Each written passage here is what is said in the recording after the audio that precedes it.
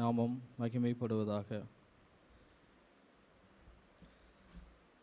இந்த நாளிலும் நம் தியானத்துக்கென்று தெரிந்து கொண்ட சங்கீதம் 81வது அதிகாரம். சங்கீதம் 81 பழைய ஏற்பாட்டில் 722வது பக்கம்.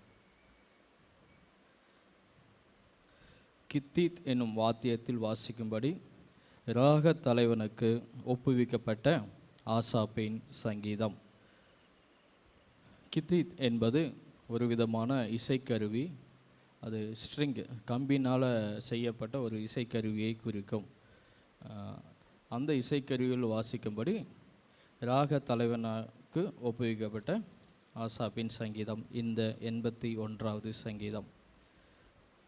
இந்த சங்கீதம் மொத்தம் 16 வசனங்களை உடையது.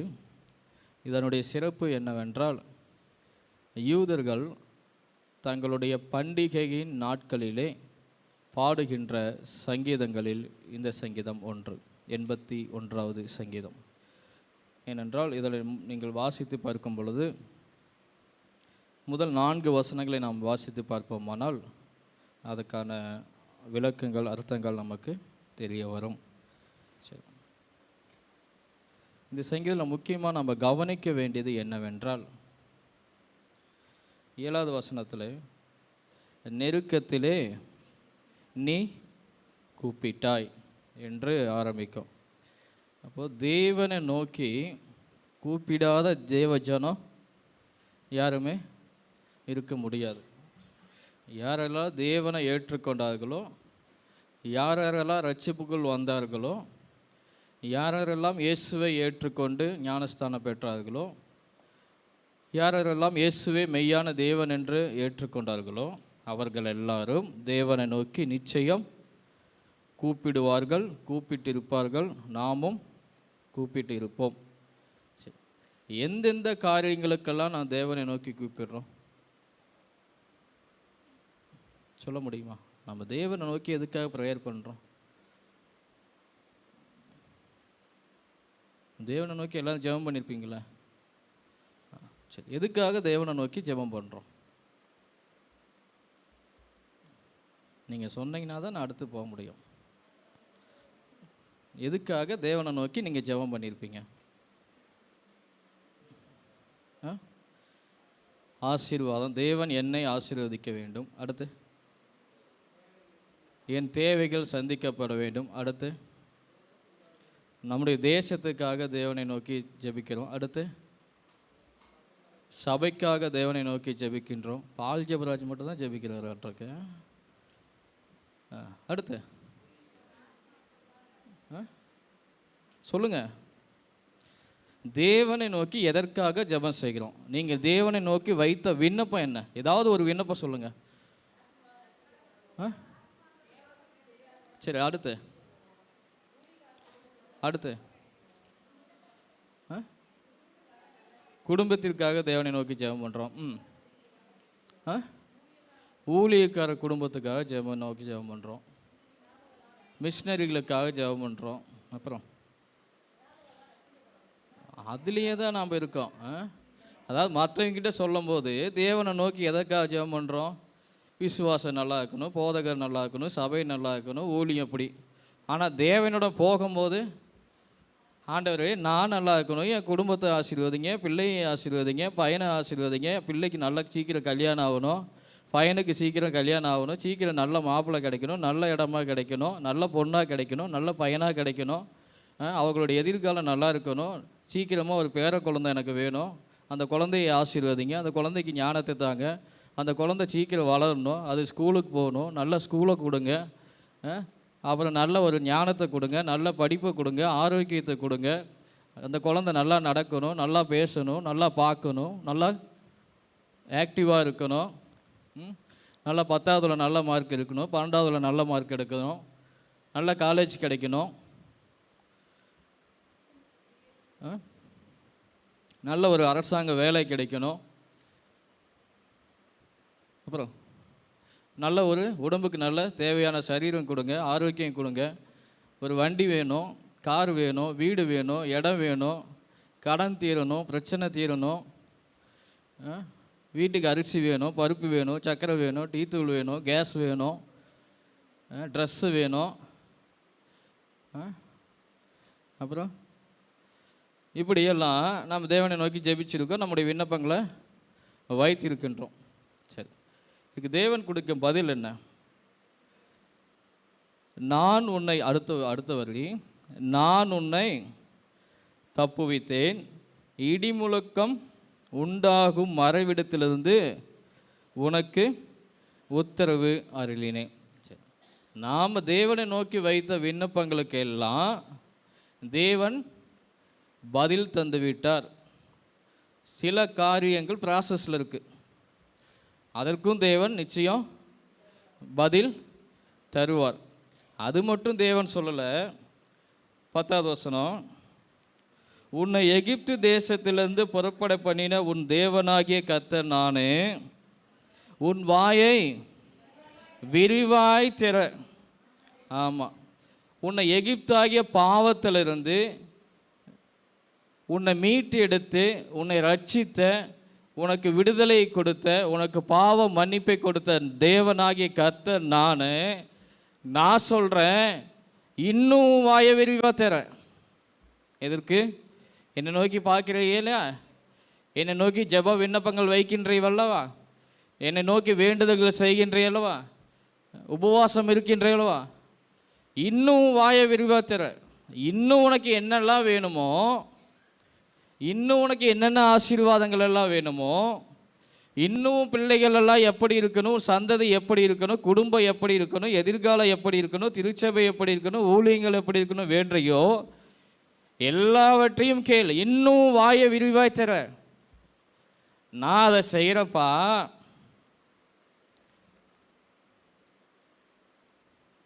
தியான வசனம் 8, என் ஜனமே கேள், உனக்கு சாட்சியிட்டு சொல்லுவேன், இஸ்ரவேலே நீ எனக்கு செவி கொடுத்தால். இஸ்ரவேல் யார்? அந்த இஸ்ரவேல் தேவன் யாக்கோபுக்கு கட்டளையிட்டா, யாக்கோபே நீ இனி யாக்கோபல்ல இஸ்ரவேல் என்று சொல்லப்படுவா அப்படின்னு.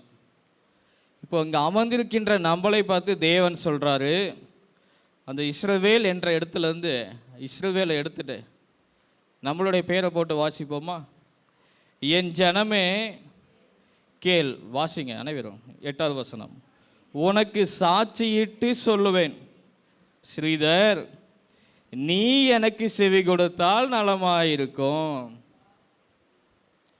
நான் உனக்கு செவி கொடுக்கிறேன், நான் உனக்கு அற்புதங்களை செய்கிறேன், நான் உன்னுடைய வாழ்க்கையில் உன்னுடைய ஜெபங்களை கேட்டேன், கண்ணீரை துடைத்தேன், துக்கத்தை மாட்டினேன், அதிசயங்களை செய்தேன், அடையாளங்களை செய்தேன், நான் எல்லாவற்றையும் கேட்டப்பா. ஆனால் நீ என்னுடைய சத்தத்துக்கு செவிசாயி, நீ என்னுடைய சத்தத்தை கொஞ்சமாவது கேளு. அப்படி கேட்டால் நலமாக இருக்கும். இன்னும் சொல்லப்போனால் தேவனுடைய சத்தத்தை கேட்டால் நல்லா இருக்கும். அல்லேலூயா.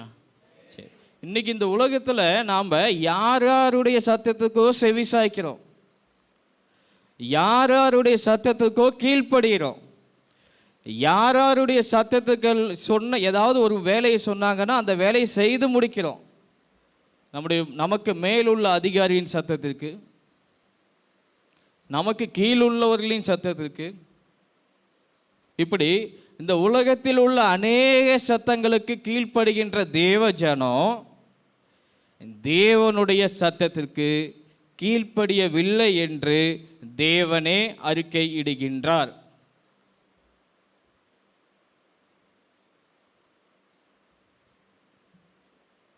அல்லேலூயா. இப்போ நாங்கள் ஒரு சிலர் அறிக்கை, அதாவது சப்மிட் பண்ணுவாங்க, நீ என்னுடைய சத்தத்துக்கு செவி சாய்த்தாய். ஒரு ரிப்போர்ட் கொடுப்பாங்க, ஒரு ரிப்போர்ட் கேட்பாங்க, ஒரு அறிக்கை கேட்பாங்க, என்ன வேலை செஞ்சீங்க அப்படின்னு ரிப்போர்ட் கேட்பாங்க. அந்த ரிப்போர்ட்டை தனக்கு மேலே இருக்கிற அதிகாரிகளுக்கு நாம் சொல்லிடுவோம், நீங்கள் இந்த வேலையை சொன்னீங்க, இந்த வேலையெல்லாம் நான் கம்ப்ளீட் பண்ணிட்டேன் அப்படின்னு அந்த ரிப்போர்ட் நம்ம சப்மிட் பண்ணுவோம். அதுபோல் தேவன் அநேக சத்தத்தை நமக்கு கொடுத்திருக்கின்றார். தேவனுடைய அநேக சத்தங்கள் வேதத்தில் நமக்கு எச்சரிக்கப்பட்டிருக்கின்றது, கொடுக்கப்பட்டிருக்கின்றது. தேவன் கேட்கின்றார், நீ என்னுடைய சத்தத்திற்கு செவி சாய்த்தாயா? அல்லது என்னுடைய சத்தம் எந்தெந்த சத்தத்திற்கெல்லாம் நீ செவி சாய்த்திருக்க, இன்னும் பேலன்ஸ் என்னென்ன சத்தத்துக்கெல்லாம் நீ செவி சாய்க்கணும், அதையெல்லாம் நினைவு கூறு. உன்னுடைய சத்தத்துக்கு நான் செவி சாய்த்தது போல என்னுடைய சத்தத்துக்கு நீ செவி சாய்த்தால் நலமாயிருக்கும். ஒருவேளை நம்முடைய சத்தத்துக்கு தேவன் செவி சாய்க்கவில்லை என்றால் இவர் தேவனே இல்லை, இவர் உண்மையான கடவுளே இல்லை, இவர் எனக்கு எந்த அற்புதங்களையும் அடையாளங்களையும் செய்யலை. நான் ரட்சிக்கப்படுறதுக்கு முன்பாவது கொஞ்சம் நல்லா இருந்தேன், அந்த சாமியெல்லாம் என் சத்தத்தை கேட்டுச்சு, ஆனால் இந்த சாமி என் சத்தத்தையே கேட்கல என்று பின்வாங்கி போன தேவஜனம் நமது சபையிலேயே உண்டு. தேவன் சத்தத்தை கேட்கவில்லை என்றால் தேவனை விட்டு பின்வாங்கி சென்று விடுகின்றோம். ஆனால் தேவனுடைய சத்தத்தை நாம் கேட்பதில்லை. அல்லேலூயா.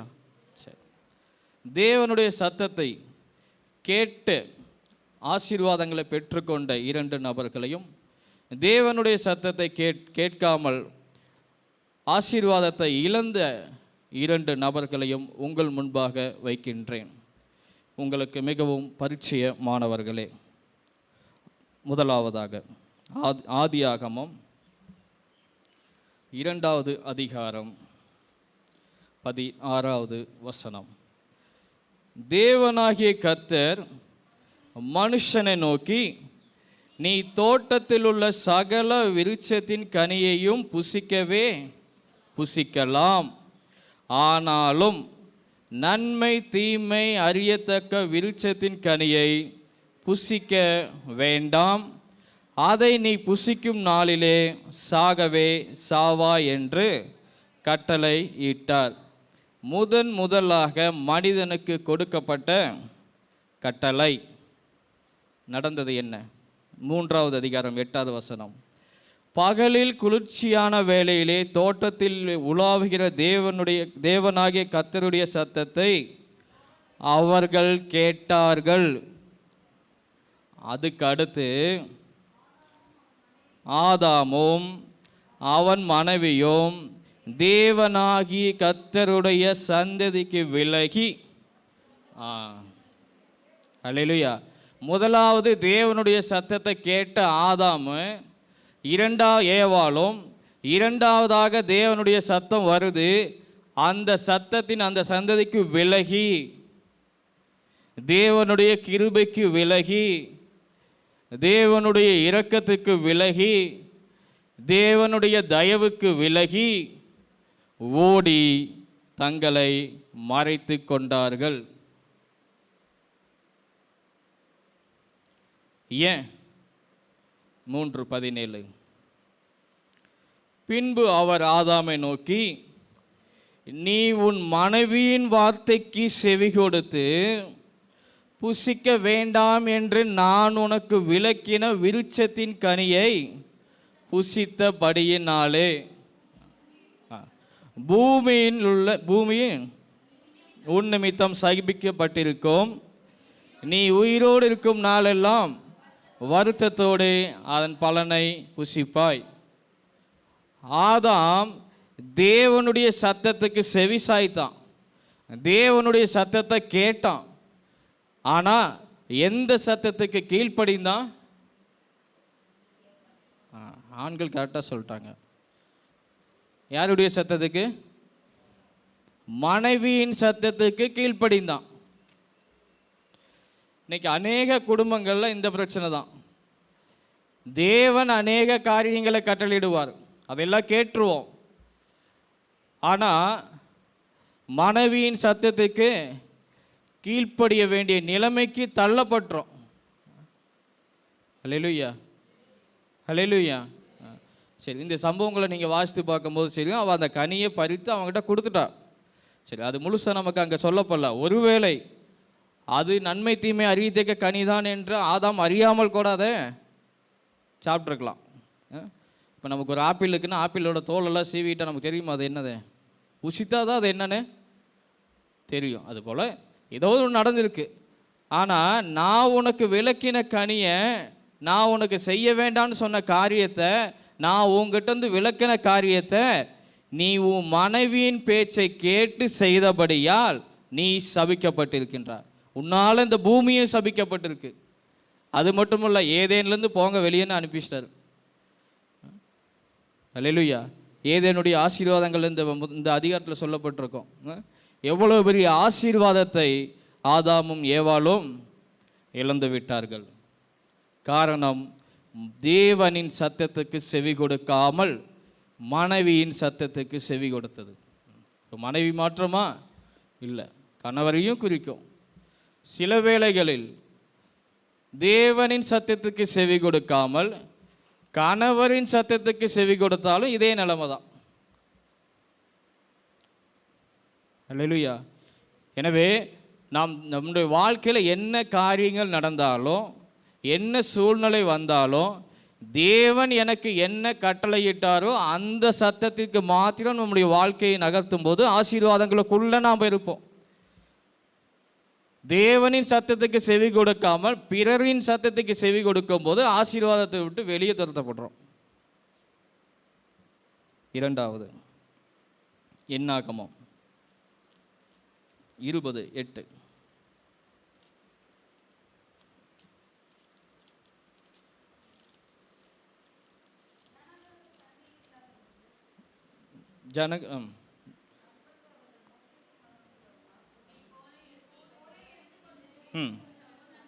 உன் சகோதரனாகிய ஆரோனும் சபையை கூடி வரச் செய்து அவர்கள் கண்களுக்கு முன்னே கண்மலையை பார்த்து பேசுங்கள்.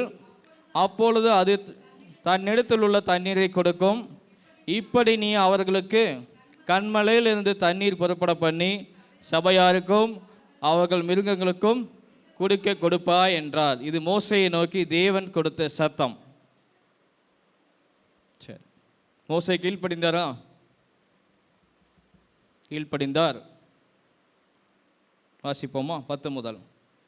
மோசேயும் ஆரோனும் சபையாரை கண்மலைக்கு முன்பாக கூடி வரச் செய்தார்கள்.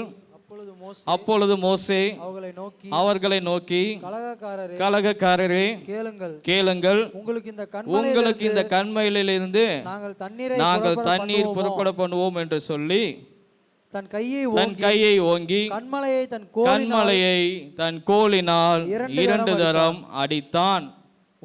உடனே தண்ணீர் ஏராளமாய் புறப்பட்டது. சபையார் குடித்தார்கள், அவர்கள் மிருகங்களும் குடித்தது. தேவன் சொன்னது, நீ ஆரோனை கூட்டிகிட்டு போ, சகோனை கூட்டிட்டு போ, சபையாரை கூட்டிகிட்டு போ, கண்மலையை பார்த்து பேசு.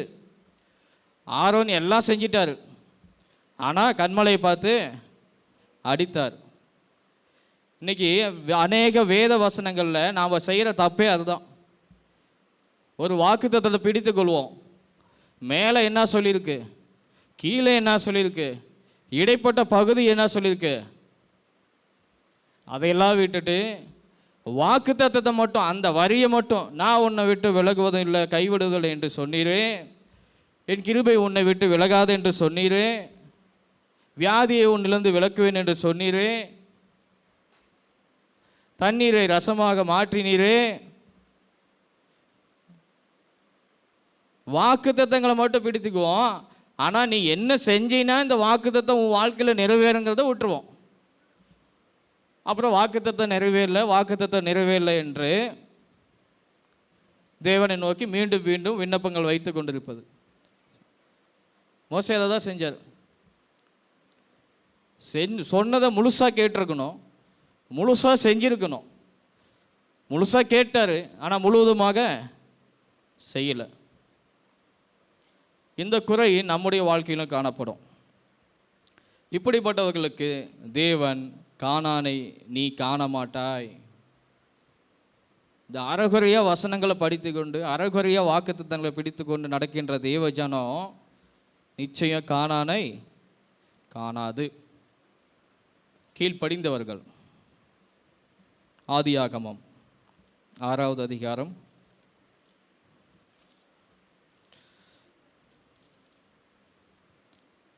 12. தேவன் பூமியை பார்த்தார், இதோ அது சீர்கெட்டதாக இருந்தது, மாம்சமான யாவரும் பூமியின் மேல் தங்கள் வழியை கெடுத்து கொண்டிருந்தார்கள். அப்பொழுது தேவன் நோவாவை நோக்கி, மாம்சமான யாவரின் முடிவும் எனக்கு முன்பாக வந்தது, அவர்களாலே பூமி கொடுமையினால் நிறைந்தது, நான் அவர்களை பூமியோடு கூட அழித்து போடுவேன். அதனால் தேவனுடைய சத்தம் நோவாக்கு வந்தது, இந்த மனுஷங்களுடைய பாவம், அந்த மனுஷனுடைய கிரியைகள் என்னை வெறுக்குது, ஏண்டா இந்த மனுஷனை படைத்தேங்கிற அளவுக்கு நான் ஆயிட்டேன், அதனால இந்த மனுஷனை நான் அழிக்க போகிறேன். அப்போ நோவாவும் மனுஷன் தானே, மனுஷங்களை அழிக்கணும்னு தேவன் முடிவு பண்ணிட்டாரு.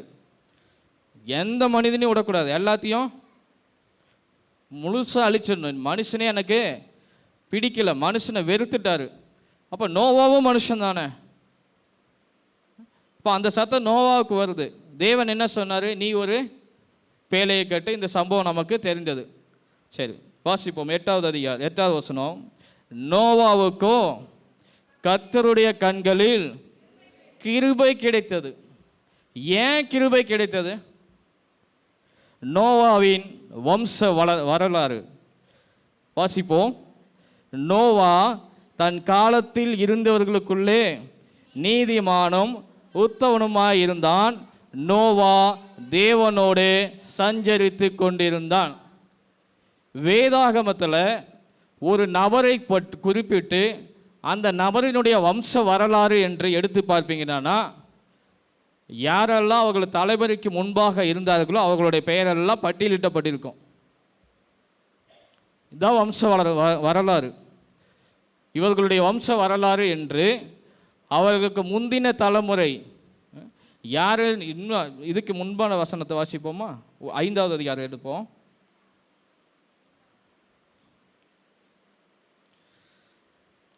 முதலாவது வசனம் ஆதாமின், ஆமாம், அப்படி முடிஞ்சு 32வது வசனம் நோவா வரைக்கும் வந்துடும். இப்போ ஆதாமோட வம்ச வரலாறு நோவா வரைக்கும் வருது. ஆனால் நோவாவோட வம்ச வரலாறு என்னவென்றா, நோவாவோ தேவனோடு சஞ்சரித்து கொண்டிருந்தான். அவ்வளோதான். கவனித்தீங்களா? நோவாவோட வம்ச வரலாற்றை வேதம் எப்படி சொல்லுது? நோவா தேவனோடு சஞ்சரித்தான், அதுதான் வம்ச வரலாறு. அதுக்கப்புறம் பார்த்தீங்கன்னா தேவன் என்ன பேசினார், நோவா என்ன பேசினார், அதுதான் வரும். வம்ச வரலாறுனா அதுக்கு என்ன வரணுமில்ல, ஆனால் அங்கே வரல. அப்போ என்னென்ன, நோவா தேவனோடே இருந்தான், தேவனுடைய சத்தத்துக்கே செவி சாய்த்தான், தேவனுக்கு பிரியமானதையே செய்தான். அதுதான் அவனுடைய வரலாறு. சிலதெல்லாம் சொல்லுவாங்களா, என் காலம் முழுவதும் அடுப்பறையிலேயே போயிடுச்சு, நான் வேலை செஞ்சே ஓஞ்சி போயிட்டேன், நான் வேலைக்கு போய் முழுவதும் என்னுடைய வாழ்க்கையே முடிஞ்சு போச்சு. அதுபோல் நோவாவோட வரலாறு சொல்லுது, தேவனோடு சஞ்சரித்தே அவன் முடிஞ்சிட்டான். அல்லேலூயா. வித்தியாசமான மனிதன். சரி, இப்போ இந்த நோவா தேவனுடைய சத்தத்துக்கு செவி சாய்த்ததால் அவனுடைய குடும்பம் காப்பாற்றப்பட்டது, அவனுடைய குடும்பம் பாதுகாக்கப்பட்டது, அவனுடைய குடும்பம் ஆசீர்வதிக்கப்பட்டது. இரண்டாவதாக லூக்கா 1:30. தேவதூதன் அவளை நோக்கி, மரியாளே பயப்படாதே, நீ தேவனிடத்தில் கிருபை பெற்றாய், இதோ நீ கர்ப்பவதியாகி ஒரு குமாரனை பெறுவாய், அவருக்கு இயேசு என்று பெயரிடுவாயாக. இப்படி இந்த வசனங்கள் தொடங்கும். இந்த சம்பவங்கள் நம்ம அறிந்தது. இப்போ மரியாள் தேவனுடைய சத்தத்துக்கு கீழ்ப்படிந்தார்கள்.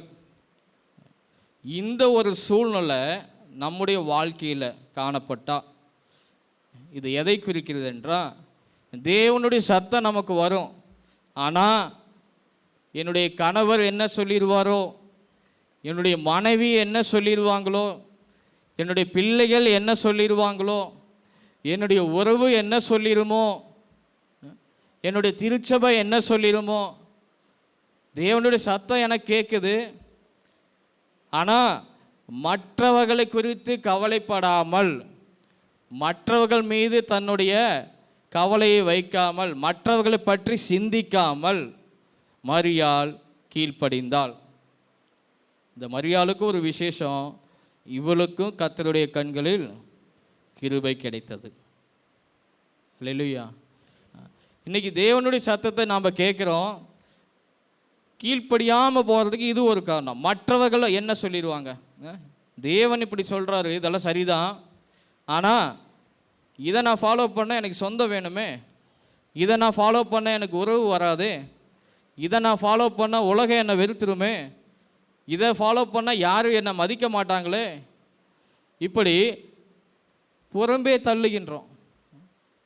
இந்த ஒரு சூழ்நிலை நம்முடைய வாழ்க்கையில் காணப்பட்டால், தேவன் சத்தத்துக்கு என்ன சொன்னாலும் சரி நான் கீழ்ப்படிவேன் என்று சொன்னால் நமக்கும் தேவனுடைய கண்களில் கிருபை கிடைக்கும். கண்களை மூடி செபிப்போம். எங்கள் அன்பின் தகப்பனே, அன்றைய இப்பொழுது உடைய சத்தத்துக்கு செவி சாய்க்க வேண்டும் என்ற வேத வசனங்கள் மூலமாக நீர் எங்களோடு பேசியிருக்கின்றீர். உமது சத்தத்துக்கு செவி சாய்க்காத மனிதர்கள் பற்றியும் செவி சாய்த்த மனிதர்கள் பற்றியும் நாங்கள் இப்பொழுது தியானித்திருக்கின்றோம். நான் எந்த நிலையில் உள்ளேன் என்பதை நான் நன்றாக அறிவேன், நீரும் நன்றாக அறிந்திருக்கின்றேன். எனவே என்னுடைய குறைகளை உம்முடைய சமூகத்தில் கொட்டுகின்றேன், என்னை மன்னித்து ஏற்றுக்கொள்ளும். இயேசுவின் நாமத்தில் ஜெபிக்கிற நல்ல பிதாவே, ஆமென்.